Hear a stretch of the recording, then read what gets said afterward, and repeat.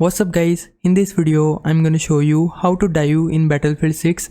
Whether you are using keyboard or controller, I'm gonna show you method for both ways. So first of all, let's say you are playing Battlefield 6 using your keyboard, then we just have to press Z key on our keyboard and then your character will do this prone or dive motion like this.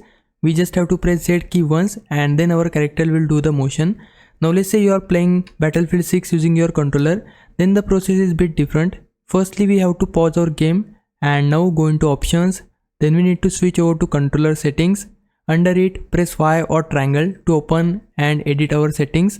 From here, go to infantry/passenger controller mapping and under it, scroll down to the bottom until we go to the movement and aiming section. So scroll down here.